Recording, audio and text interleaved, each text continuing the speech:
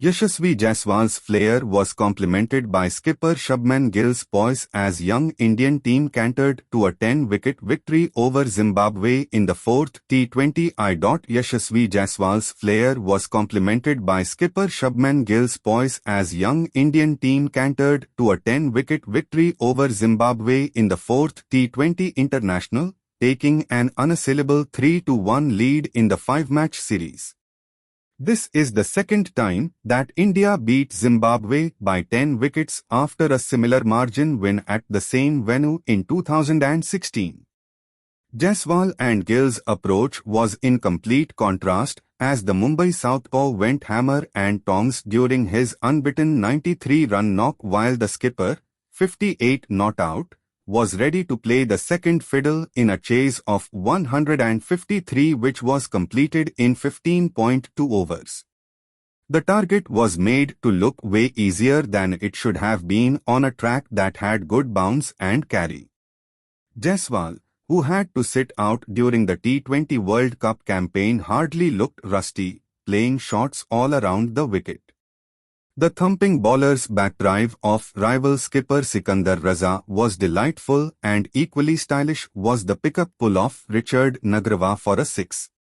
The lack of pace in Zimbabwean attack on a good wicket became home team's undoing as the dominant Jaiswal had reached his half-century with 9 boundaries when the skipper was yet to reach 15. There was no way that Zimbabwe could have stopped the run feast as towards the end, the bigger interest was whether the two flag bearers of Indian batting into the next decade could reach their individual milestones of half-century and century. It was Gill who got his 50, and that didn't leave Jaiswal with enough runs to complete his 100.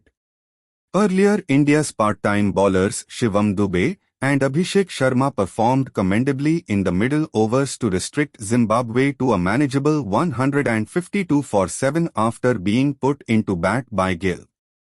Raza smashed 46 of 28 balls, but India's fifth bowler Abhishek, 1/20th in 3 overs, and sixth option Dube, 1/11th in 2 overs, produced a decent effort to keep the proceedings under control.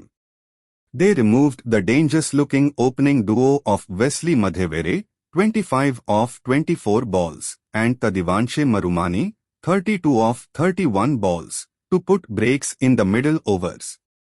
However, Raza with 3 sixes and 2 fours was the reason that Zimbabwe reached 150-plus target with almost all the Indian bowlers, save leg spinner Ravi Bishnoi, entering their names in the wickets column. Medium-fast bowler Tushar Deshpande, 1/30th in 3 overs, was handed a debut cap, but in his first spell he flattered to deceive, either pitching it too full or bowling too short.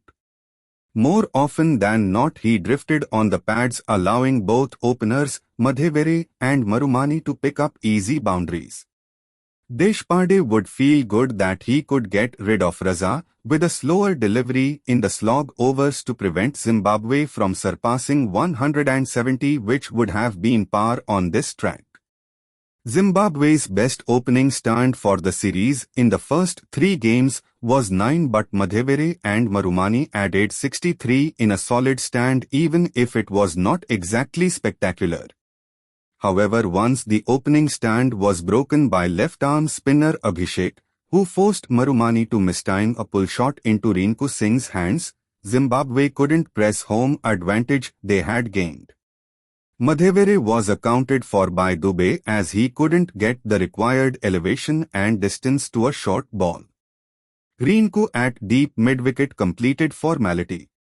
Brian Bennett, 9 of 14 balls, who was brilliant with the bat in the second game, failed to get going before Washington sent him back.